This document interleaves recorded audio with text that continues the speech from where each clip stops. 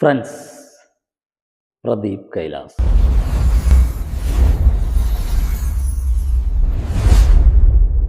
കൈലാസ് ടിപ്സിൻ്റെ കഴിഞ്ഞ വീക്കിലി അനാലിസിസിൽ ഞങ്ങൾ പറഞ്ഞിരുന്നു സ്വർണം 4270 ഉയർന്നു വരുമെന്നും, എങ്കിലും ലോഹത്തിൽ 4200 താഴേക്കുള്ള ഇറക്കം പ്രതീക്ഷിക്കണമെന്നും.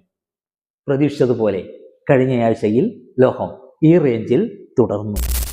അടുത്ത ബുധനാഴ്ചയിലെ FOMC മീറ്റിംഗിൽ FOMC 25 ബേസിസ് പോയിന്റ് പലിശ നിരക്ക് കട്ട് ചെയ്യുമെന്നത് മാർക്കറ്റ് ആൾറെഡി ഉൾക്കൊണ്ടിരിക്കുന്നു.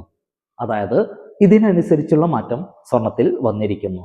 അതിനാൽ ഇതിനുശേഷം നടക്കുന്ന പവലിൻ്റെ പത്രസമ്മേളനത്തിലാണ് മാർക്കറ്റിൻ്റെ ശ്രദ്ധ മുഴുവൻ.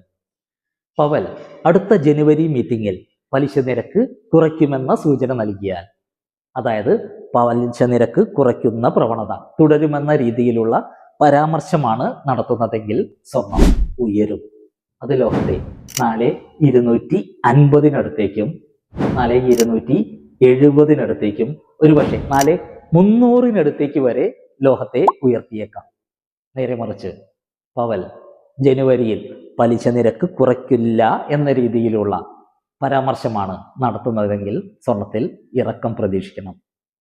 അത് സ്വർണത്തെ 4170 4150 ഒരുപക്ഷെ 4120 വരെ ലോഹത്തെ ഇറക്കിയേക്കാം.